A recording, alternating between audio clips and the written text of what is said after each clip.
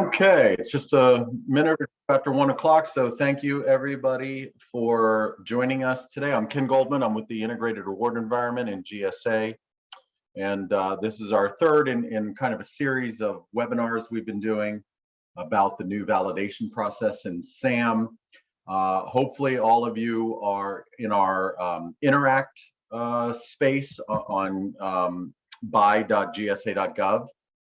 And in our Interact, you will be able to find links to our first two programs about validation. The first one was for those who are currently in the validation process right now with some helpful hints on things that you can do. And we had a second program for people who are thinking about or getting ready to start the validation process. Both of those programs were kind of chock full. We didn't really have an opportunity to answer lots and lots of questions at the end of either one of those programs. So we're going to dedicate this entire webinar to really just answering lots of questions that have come in when you registered and in the previous programs. Just a couple things to take note of is we are recording this program right now, and we will make this slide deck and this recording also available on Interact in the coming days. It usually takes us a couple of days to get it posted up there, but you'll be able to get access to all that material if you give us a few days.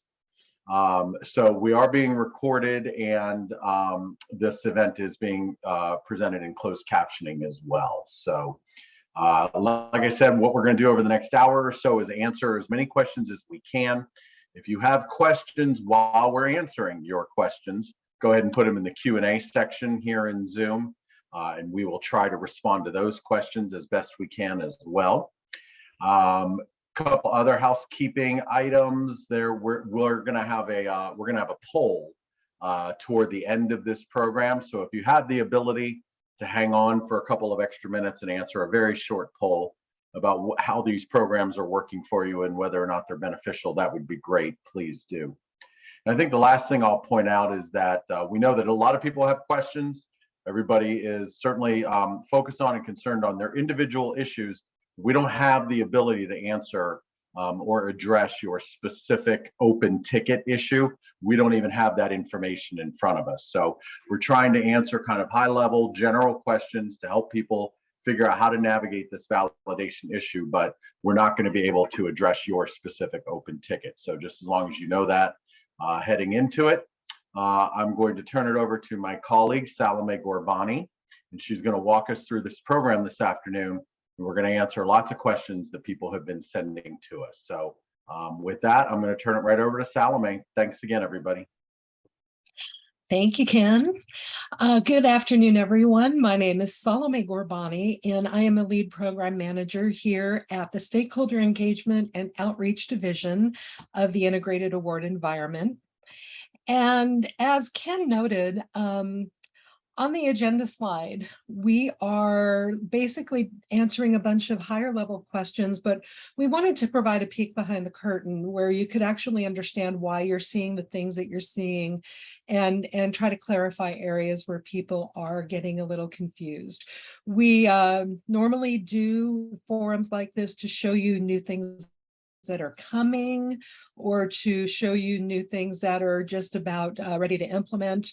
But this time what we did when you registered to attend, we were asking for your current questions on the entity validations. And we've analyzed them and grouped them together. And this agenda actually reflects at a high level the different categories we're going to be looking at.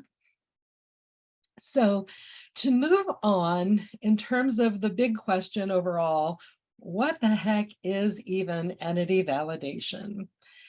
And the entity validation process is something that actually has already existed.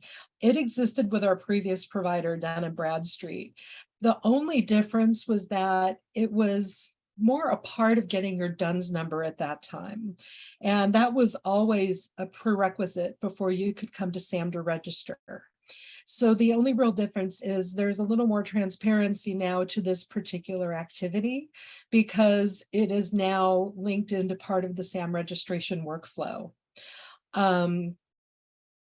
Basically, when we talk about validating your entity, we have requirements that are there to ensure the integrity of the government contracts and grants. And we basically, we need to protect that, and we want to prevent fraud. It's better for the taxpayers, and it's better for you, our trusted entities. So this validation is part of a larger workflow where you also get your unique entity ID. And just as a note, anytime that you change your information, you will have to go through the validation process again. If you change your legal business name, for example, or if you move offices, or you relocate your physical address, those are the types of things where these types of validation updates are going to be needed. So on the next slide, what we have is kind of a layout at a high level, 10,000-foot view of the overall SAM registration process. And the way we have laid this out is very linear. In order to do any step, you must have completed the step immediately preceding. For example, you're not going to get to IRS and CAGE validation until your SAM registration has been submitted.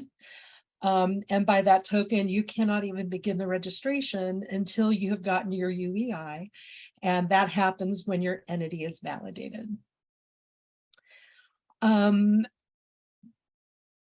We understand that there are entities who are facing challenges. I just want to share with you some again, high-level information that right now, we have I think about 700,000 entities registered in SAM.gov. And at this time, 78% of the entities who are coming through to renew or create their registration, they are getting through the process, and they are getting through without even a need to open an incident ticket. We know that the 22% who are still working with us to get their validations completed, we're working with you to get the right documentation we need, for example, so that we can move forward with validating your entity. I would point out that once a ticket is opened and information is submitted for our validation team to review, 73% of them are resolved on the first pass. Just one round of documentation, you send it, they approve it, and you get to go on your merry way to the SAM registration process.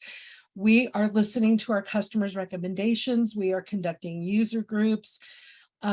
We have been working to improve the user interface because we want it to be very clear what we are asking for and why.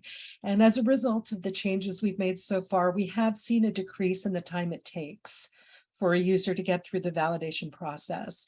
And at this time, our focus is really just all hands on deck, trying to get these remaining entities who need help to get them through the validation process.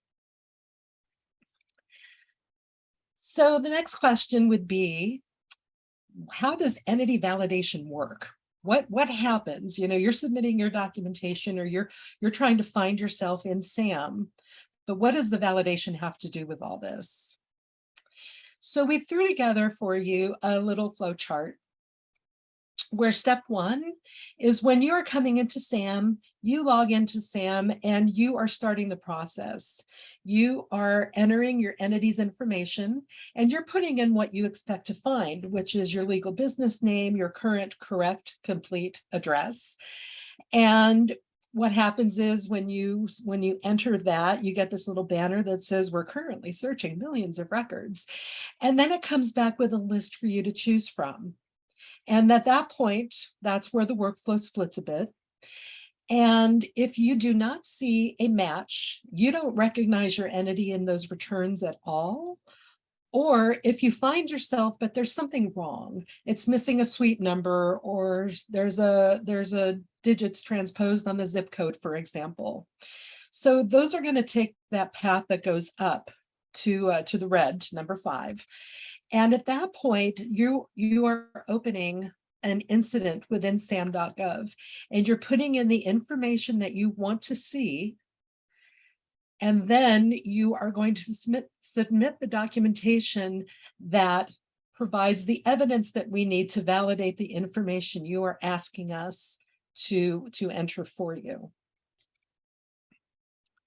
So once that piece is done and you go back through the validation again, this time when you search the millions and millions of records, this time when the responses come back, your entity should be there with all the information as you have asked us to place it so that you can select it, click through a couple more screens, you receive your UEI, and then you get to go register for SAM if that is what you need to do.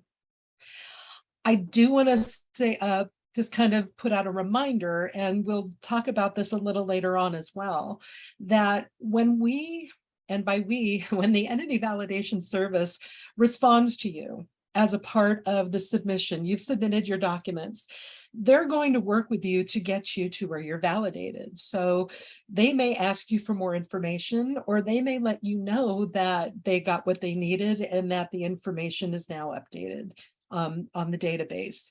Either way, at that point, your ticket kind of goes into a countdown where it's going to be closed in 5 days unless you choose to respond to it. And we're going to talk about that again a little more in just a few minutes. So relative to this, this workflow, we had a couple specific questions. There was a real estate firm in Arkansas that wanted to know, how long does it take to get my entity validated?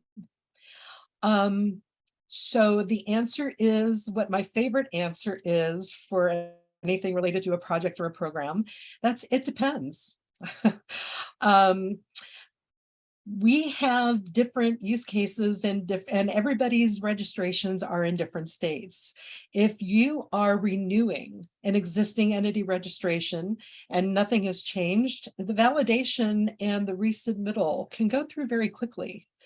What we can tell you is that if you do open an incident through SAM.gov, and that's where that kicks off that whole process where the entity team is reviewing it and communicating with you and then updating their database, right? Once that ticket's created, from open to close, the average right now is about 14 days, and it is getting better all the time. What is key is that if you are uploading documentation for the entity validation service to review on your behalf, getting the right information is really, really critical. And it cuts down on the back and forth, right? On FSD.gov, we actually put in a reference here to a knowledge article, 55-230, which is a layout basically of the data elements that you need to validate, be it legal business name, be it physical address, date of incorporation, state of incorporation, and then the types of documents that are acceptable to the validation team to support that information that you're providing. So I strongly suggest, if you're getting ready to do a validation, that you pull up that knowledge article and review it so that you know when in the event you do need to open an incident and provide the information, you are providing actionable documents that we can actually, take and work with to get you to your goal.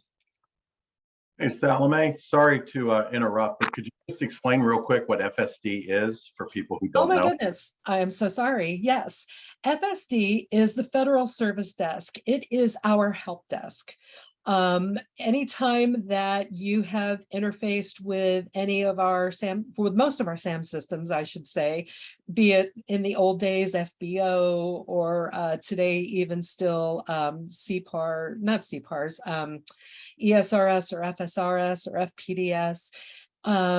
The Federal Service Desk is our help desk for all things related to SAM and IAE. And you log into it just like you would log into SAM, which is through login.gov.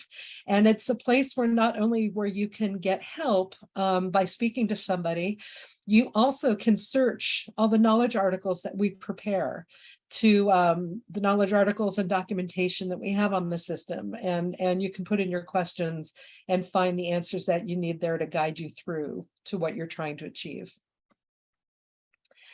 Thank you, Ken. Sorry about that. The next question that we got came from a security technology firm in New Mexico. And they wanted to know how much time they need to start, how much lead time do they need to start their renewal before their registration expires? And that's a great question. And again, my answer is going to be, it depends.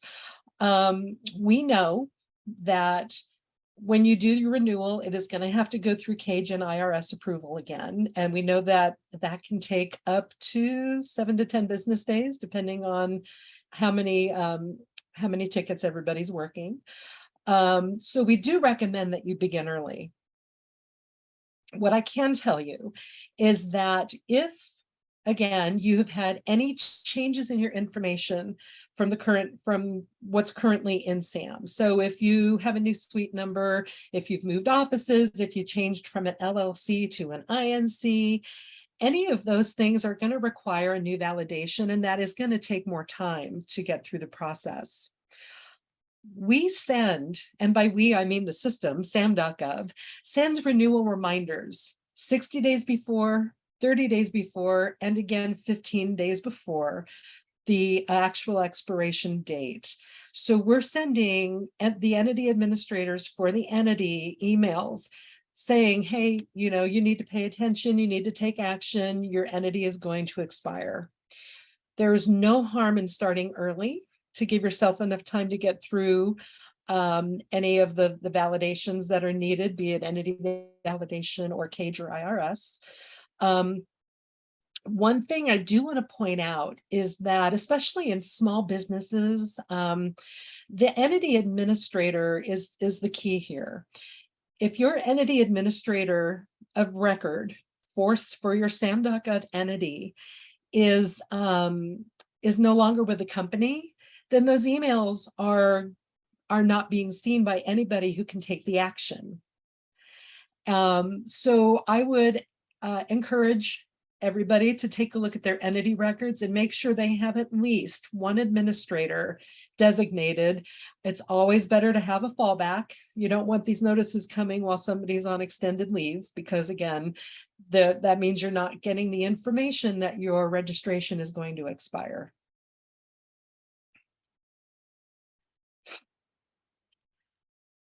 The next section, we kind of grouped together a bunch of questions related to managing your validation ticket. And this basically is for the area where you have created your SAM incident and you've uploaded your documentation and you did not get a response that you expected, or something happened that seemed kind of unusual to you and you don't understand how you ended up here, and your ticket was closed or whatever. So what we're going to do is kind of walk through on the next slide a little bit, again, another peek behind the curtain about what happens when we are reviewing your documentation. So step number one is when you are in SAM and you are providing the documentation that proves that you need to change your address to what you are changing it to. This FSD ticket goes up to our EVS agents and they review it. And what they are looking for refers back to the knowledge article that I called out earlier and is also going to be posted again here for you shortly, where, is the documentation provided addressing what we need to validate this entity? Are they giving us something that we can use that gives us a confidence level that, we can move forward? If the answer is no, then the EVS agent is going to email you back through the ticket, and they're going to ask you to provide more information, and they will clarify exactly what they're looking for. So you definitely want to keep an eye for those emails, make sure they're not going to your spam filters, because again, once that email is sent, if you do not respond in 5 business days, we will close the ticket down to lack of activity. These emails will always come from a .gov email address. They come from fsdsupport@gsa.gov. So what you can do is when you get that email, you go back into SAM.gov and provide the information that was requested. The agent's going to review it and say, yes, I have what I need. We have updated your information in the database. And this takes us to the next place where I see a lot of confusion. People will write back in the tickets and say, you said that you updated the database, but I'm looking at my entity and nothing has changed. Part of the emails that you receive when we say, yay, we've updated your database, it's followed by a series of steps that you need to take, because you still, as an entity, you need to do an action to bring that information into SAM.gov. So what will happen is, once you get the email saying that we're good to go from the entity validation side, you're going to log into your SAM account and you're going to go through the validation again. And this time, after searching the millions of records, then you will find your correct information. And at that point, when you select it and finish the process, the validation is complete and you are good to go. But a lot of people seem to get the email at step 7 and they never take the action, and then they don't understand why they can't register in SAM.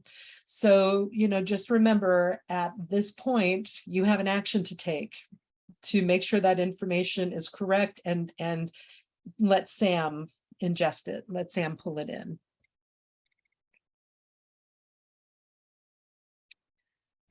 When you have an open validation ticket, excuse me, when you've got an open ticket, we are communicating with you. The EVS agents will communicate with you at least once if all the information they got was valid, more times if you are having a conversation with them. In the event you think you might have missed an email, you can go to fsd.gov, which is the website for the Federal Service Desk. And once you've logged in, you can click on My Incidents, and it will open up your tickets, and you can see all of the activity that has taken place on that ticket. One thing I do want to let you know, let's say that the EVS team has asked you to provide additional documentation, say your articles of incorporation, and you don't think you can get it done within the 5 days. Go ahead and communicate that.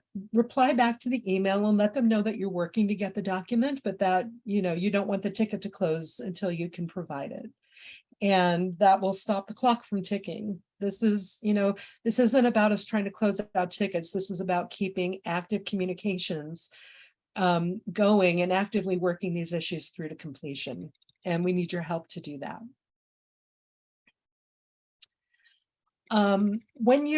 If you do find that your ticket was closed, we do ask that you go through the validation again, because one of two things is going to happen.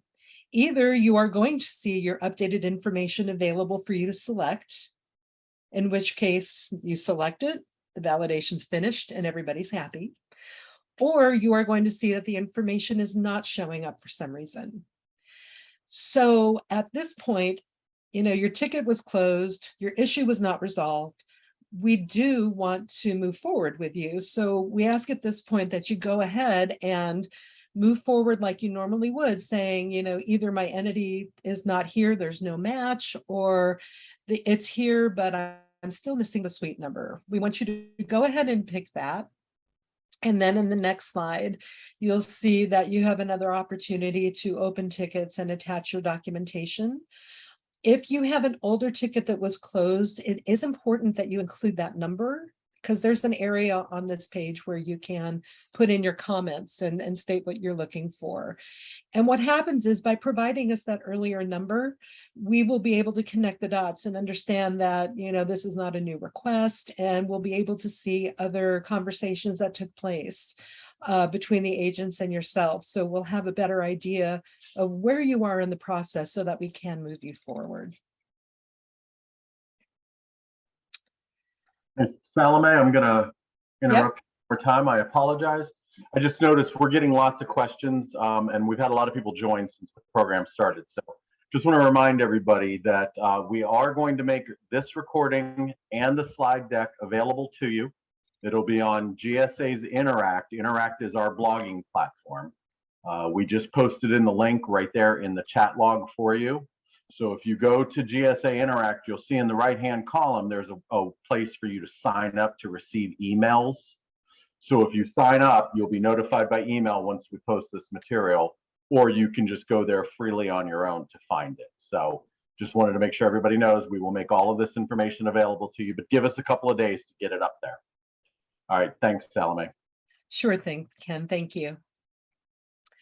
Another question that we get a lot is, what do I do? You've told me that my information's updated. What's next? And my answer again is, it depends.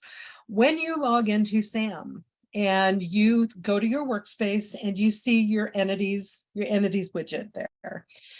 The example that we have on this slide shows the different statuses that these particular entities are in. So one thing that we wanted to do is provide to you a list of the different statuses, what they mean, and then each status has a discrete set of actions that it's allowed to take. So for example, if your registration is currently in a submitted status, you can't make any changes. You can only look at it because you're waiting for Tin and Cage to come back. By the same token, if your entity record is in an ID assigned status, what that tells you is that your entity is validated and you have your UEI number, but you have not yet registered in SAM. And at that point, you can view your record, you can update it, or you can move forward to the registration. So the next couple slides, we're actually walking through a couple of the options. So if your information is validated and you've gotten the email from EVS where they say, please do the validation again, and your record is in pending ID assignment, there's actually no actions that you can take from a pending ID assignment status. You're going to go back to that Get Started button. And through Get Started, you're going to put in the information you're expecting to find, let it search millions of records, and the difference will be this time your entity will show up with the information that you've asked us to put in there, and you will be able to select it and then move forward to complete the validation activity. The next example we have is one where the entity is in an ID assigned status. And you'll notice there that in this example, it's also got a flag telling you that validation is required. So there are a few instances where you may have a UEI, but the validation was not finished. An example would be before we changed providers in April, any entity that existed in SAM, whether it was active or inactive, it was assigned a UEI number. So what happened was when these users came back, they then needed to go through the validation, but the number was assigned. So it was available for contract actions and things like that. So if you see in your entity that you've got that validation required, there's a little circle with 3 vertical dots, which is now hidden by the actions menu, but it is what launches that action menu. And once you have that up, you're going to select Validate Entity.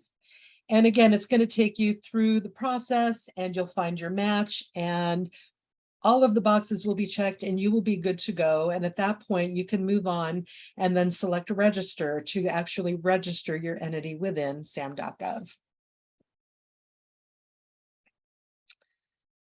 The next several slides are questions. Again, as you guys provided your questions that you had, we grouped them all together and did some analysis on them. And we're going to address some of these for you now.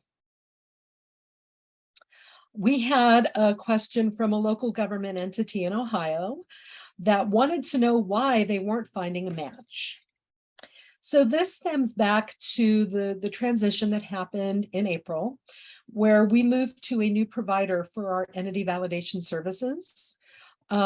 Different services use different source data to provide the validation. So there's not always that one-to-one direct match. As I noted earlier, the vast majority of folks are moving right through without any issue. But if there may be certain use cases where things are a little more difficult. So it may be that you have a specific branch that wasn't broken out from a corporate headquarter location and the sources we're using, or it could be a joint venture or an international entity. Some of those kind of outlying cases, in addition to just the smaller ones that did not exist in the sources that we're using. So that's why we're not finding the match. So, and that is why we reach out to you for this information so we can do the validation. And then we upload your information and it is now in there and it is good. And it is part of your annual renewal. The next question we got came from a business in the construction management services industry in Pennsylvania. And I see this one a lot. And it's like, I sent you 42 documents. Why are the entity validation people not accepting what I'm sending? This question kind of stems back to the fact that our validation team has very specific criteria about what is and is not acceptable to validate your entity. And what we do is, we have documents that we look at, but there's a certain set of, boxes that they have to check.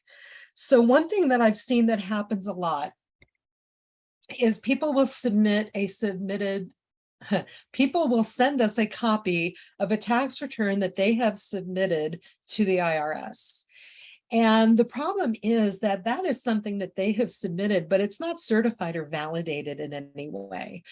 An option to a document like that would be something like when the IRS sends you a letter back stating or confirming what your TIN is, because that'll have your business name on it, that'll have your address on it, and it came from the IRS to you and you got it.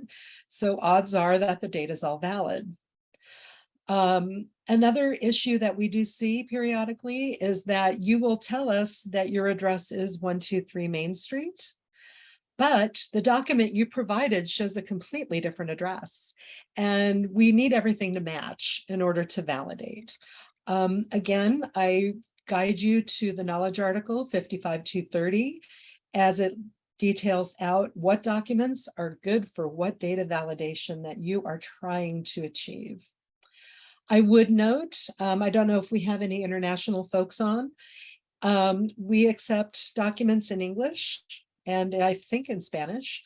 If you are sending us documents, they need to be translated and the translations need to be certified. And that information is also available in our knowledge articles. Our next question came from a nonprofit in the political advocacy industry in Delaware, and they want to know where to find the status of their incidents. So again, as part of the tool that we use with the Federal Service Desk, the incident that you open through SAM.gov, you can view it through the Federal Service Desk. When you log in, you select the My Incidents link, and it will take you to your open tickets where you can go into them and see what the latest statuses are.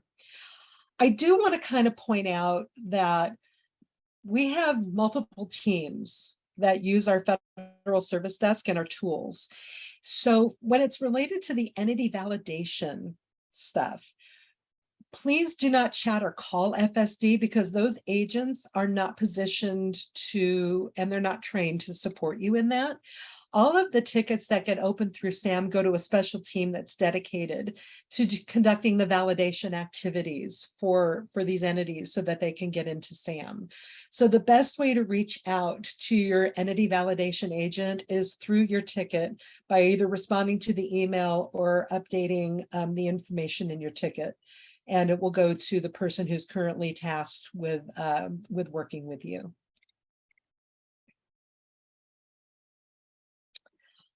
This question, the next one, came from a consultant in the federal contracting industry in Florida. And again, they wanted to know why they were using FSD to correspond with GSA. I've address this pretty much at a level. And basically, FSD.gov is our service desk. So when you talk to FSD, you are talking to representatives of GSA. For this activity, the entity validation, we are using the same ticketing service. And we are just sending these entity tickets to a different group to be worked on. FSD, most of our customers are familiar with the service that they provide. They are familiar with and comfortable with the tool. And managing as a ticket management system, it works really well for us. So that's why everything kind of points through FSD, but we still ask that you open the ticket and keep your document uploads from the SAM portion of that interface. And if you forget how to do that, the knowledge articles are available again on fsd.gov. Our next question was from a consultant in the construction industry here in Maryland, and they were asking what to do when they need to validate a joint venture. What documents do they need? One thing that we can pretty much say is that the odds are, if you're doing a joint venture, that your entity's probably not going to be in our standard sources for validation. So you want to make sure that you are planning ahead and giving yourself enough time to get through get through all the processes. For a joint venture, what you will need to upload into SAM.gov is a fully executed contract between both parties, and it must include the name and the address that matches what you were looking for in SAM.gov. When you put your information in as part of the entity validation check, you're putting in your information that you are hoping to find. And that's the same information that must exist in this executed contract in order for it to pass the validation. The next one was from an international professional services company in Canada. And this is actually an excellent question because we do see this come in quite a bit. And in this instance, we're dealing with a user that has got multiple addresses, multiple departments. It's like, I don't even get my utility bills because they go to our central accounting office, but I'm here at a branch out in Pennsylvania. How do we work this? We will often reference things like utility bills because they're very common and they work for the vast majority of the entities. But it's not limited to the utility bills. We have an extensive list of documentation that's acceptable. And again, I will call out Knowledge Article 55230, which will detail for you these options. And I would also strongly encourage you to work with your entity validation services agent. They are there to help you through the process. So if you don't have, say, a utility bill, let them know. I work for, I'll pick on Comcast, or I work for another big company. And they will work with you to come up with documentation that you have that they can use.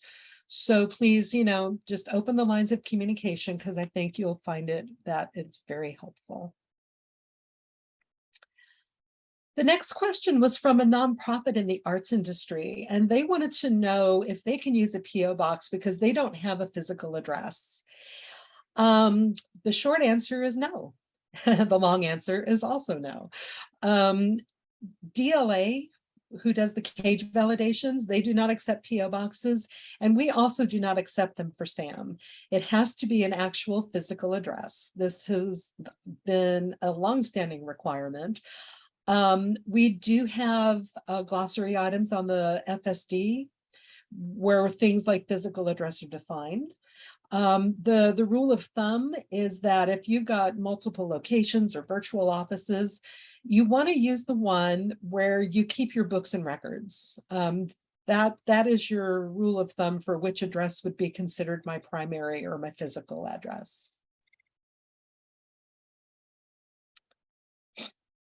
And next up is a question from a financial services firm in Massachusetts, where they're asking, what can I do if I do not have the documents requested?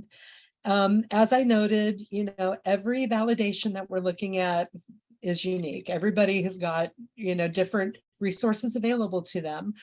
So once again, we understand that this is a prerequisite to doing business with the government. You cannot register in SAM until your validation is done.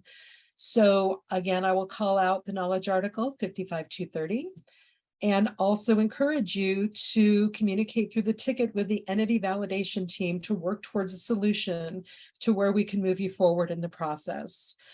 And again, this is all intended to protect the integrity of the awards process and to make sure that, everybody is validated to the same standards. Our final section is where you can go to get help. So this slide here shows you, this is on the SAM.gov help page. The upper left, you see home search, data bank, data services, and then help. Those links appear on every page in SAM.gov. And when you click the help page, this is what you see.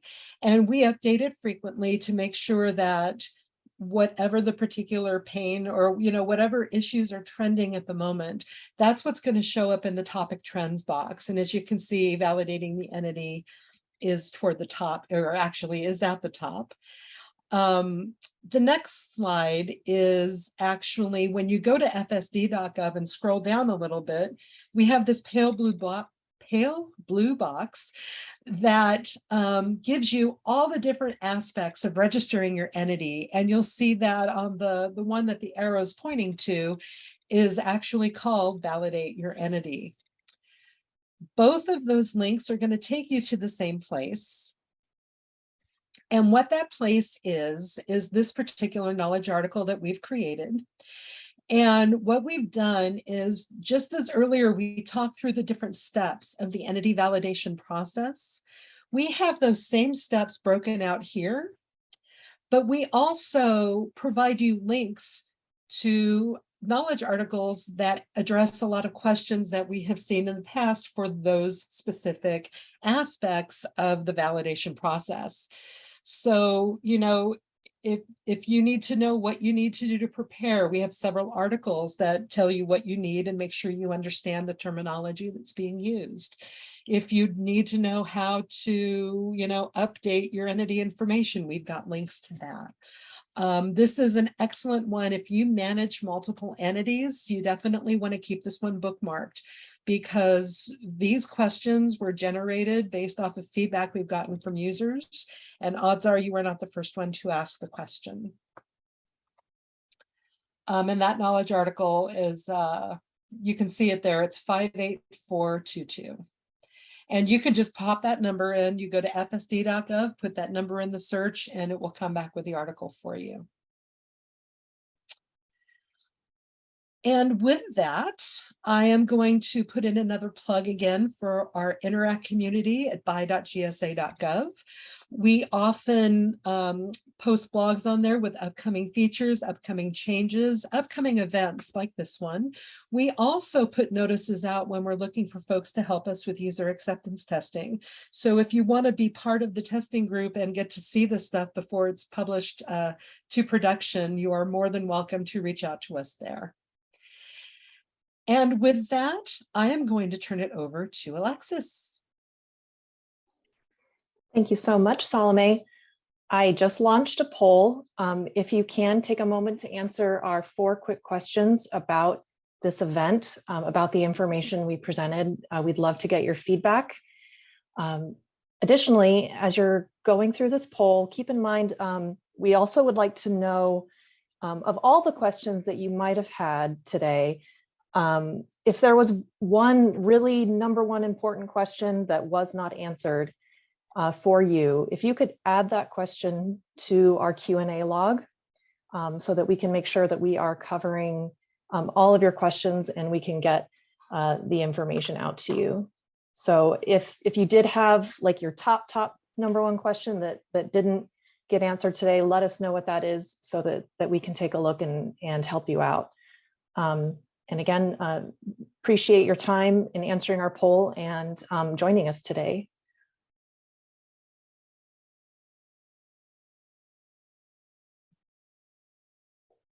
I'll leave the poll open for another couple minutes just to give you all time to answer. Okay, thanks everybody for joining. We hope this helped, and we will speak with you soon. Thanks, everyone.